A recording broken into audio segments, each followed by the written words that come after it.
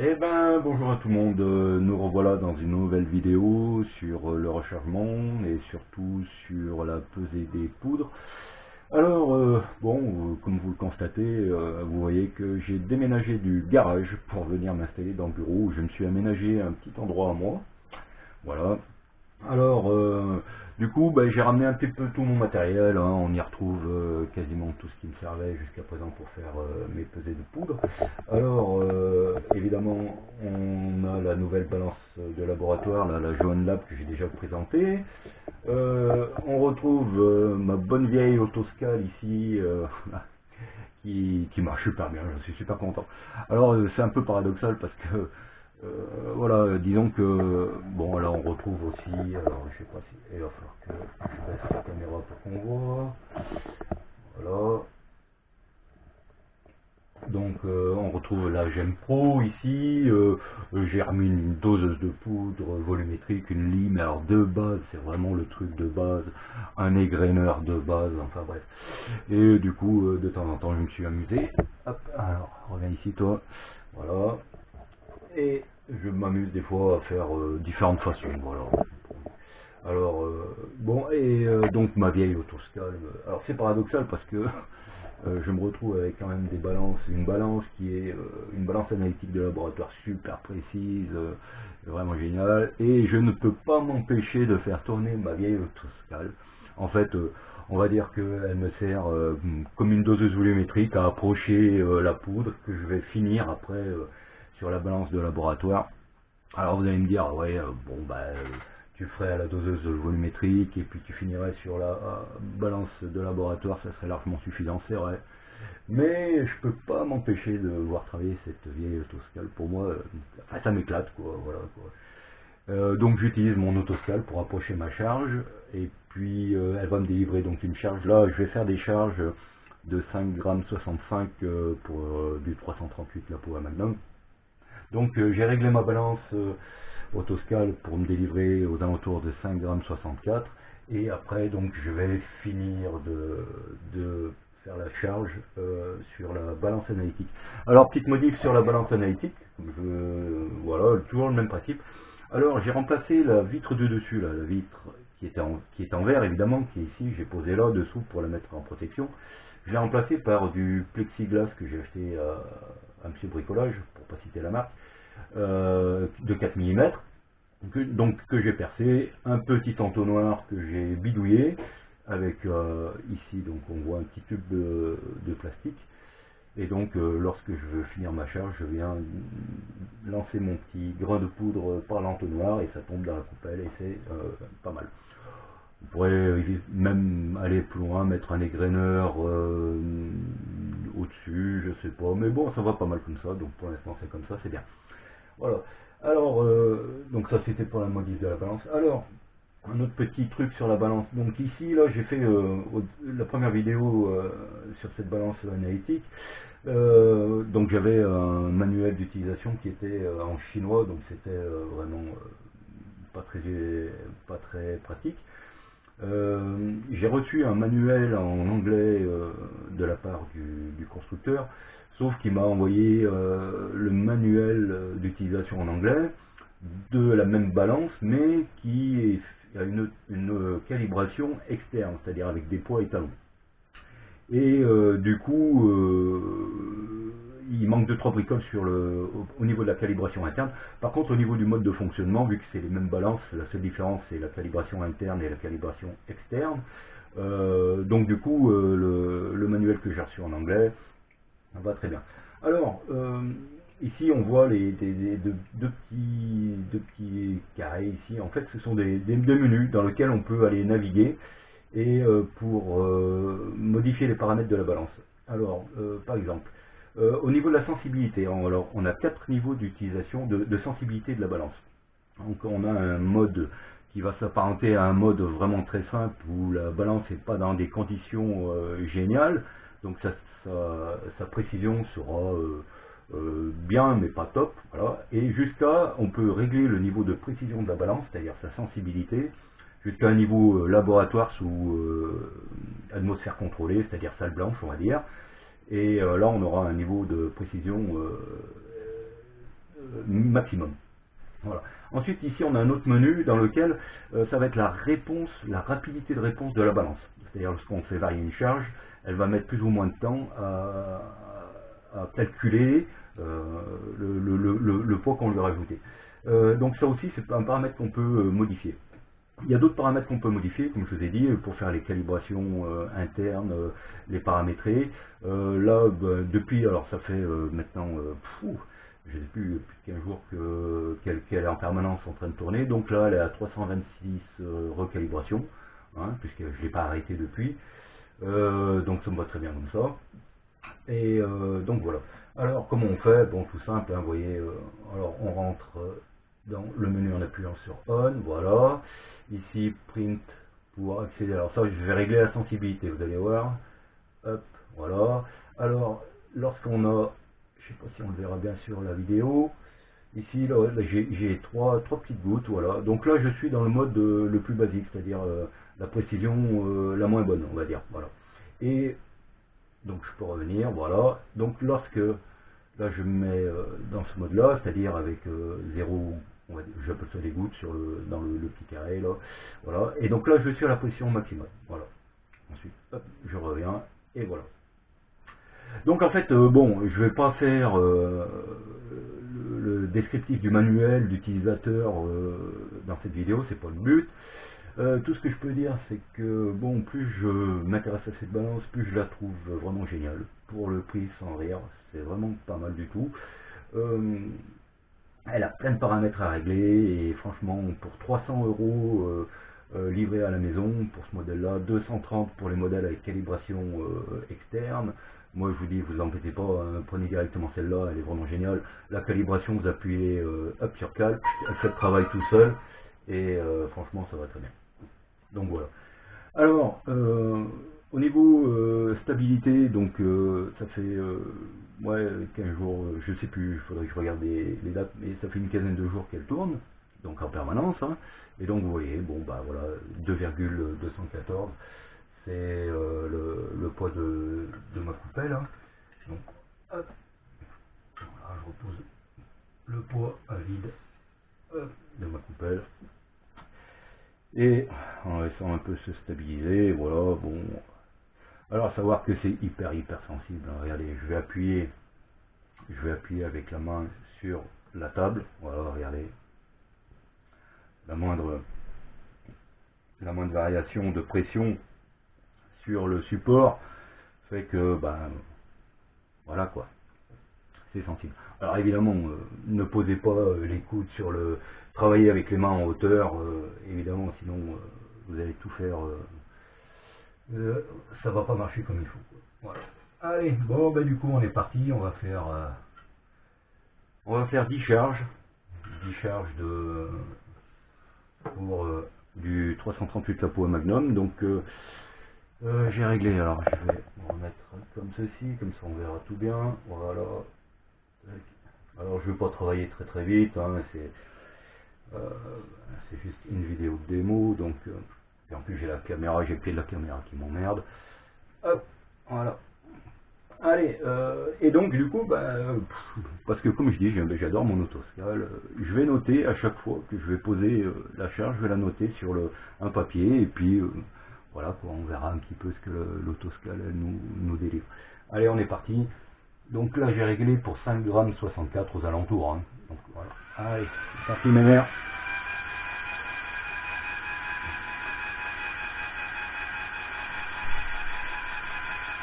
Ah, c'est pas mal tout ça.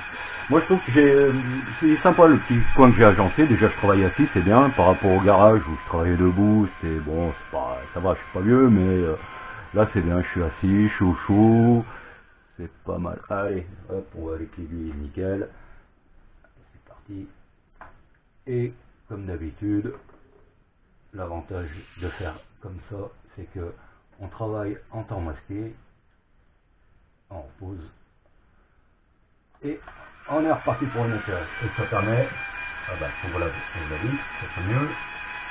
Voilà. Hop. Alors. Oh bah. Oh, c'est parce qu'elle est froide, ma mère. Alors, 5 grammes, allez ici, 5 grammes,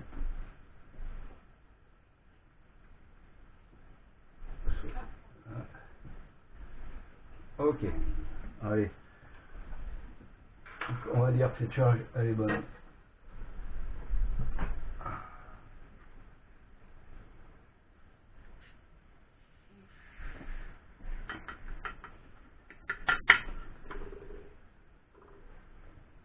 Tac, et d'une.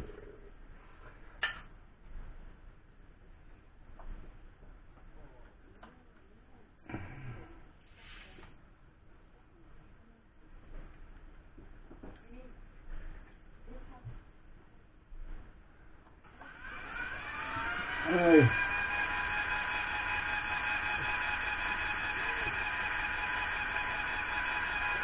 Ah ouais, c'est mieux. Donc j'avais réglé à 5 grammes 64. Je voyais que la première charge, j'en arrive quasiment à, on est à 5 grammes 65, ma charge cible.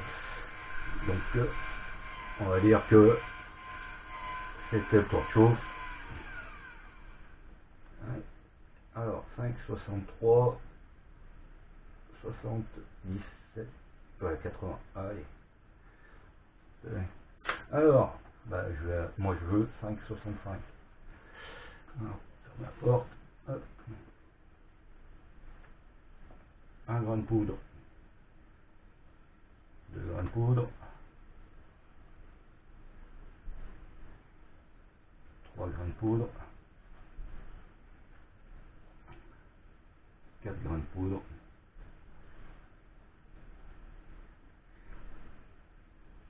5 grains de poudre. Et voilà. Alors, ah oui.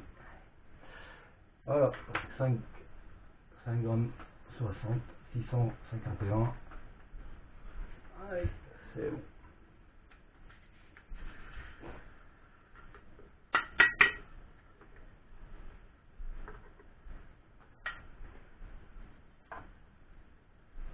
Alors c'est sûr que des balances. J'ai vu la dernière RCBS Matchmaster là, qui a été présentée par Jérémy sur sa chaîne Jérémy les armes et la science. Super vidéo d'ailleurs, je vous recommande d'aller voir ces vidéos, elles sont pas mal, elles sont très très bien faites, très pédagogiques. Et donc oui, alors comparé à une Matchmaster, la dernière CBS, on est d'accord que de faire avec mon système, c'est peut-être un peu plus long. Allez. Alors, on est à combien là? 5, 5, 63, 80, allez, stabilise, 83. Allez. Alors tout à l'heure j'avais rajouté 5 grains de poudre. Allez, on va voir combien je rajoute. 1. Normalement la même chose. 2, 3, 4 et 5. Et 5, 600. On a un petit peu dépassé. Pas quelque chose. Allez, celle-là, elle est bonne aussi.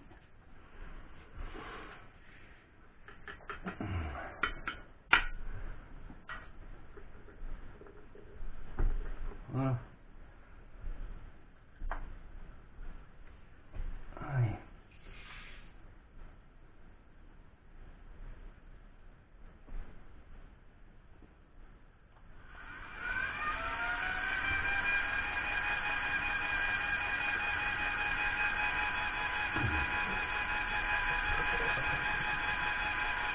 Alors, 5,1373.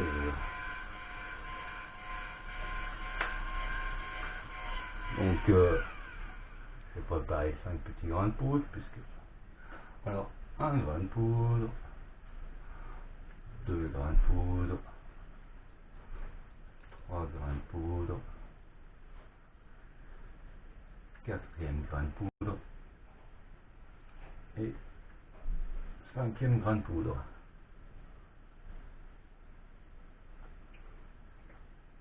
Génial. 5 grammes, alors 6503. Allez.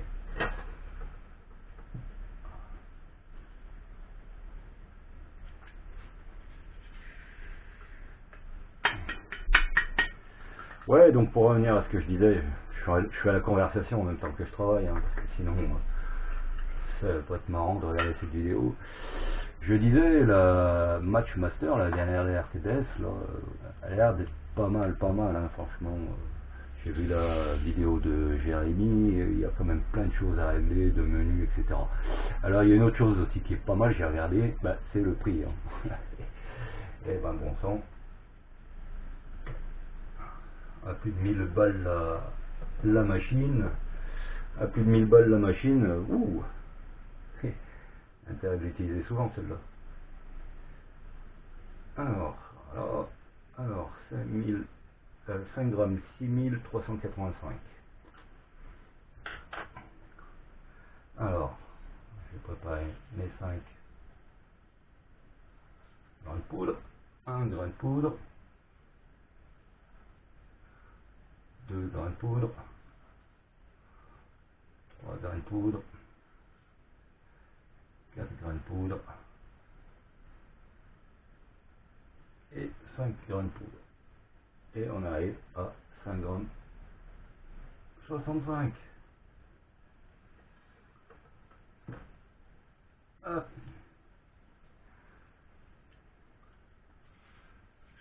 Et voilà.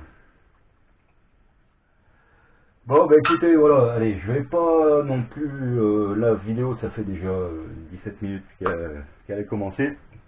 Je vais pas aller plus loin parce que sinon c'est des vidéos qui sont trop longues et c'est pas forcément plus intéressant.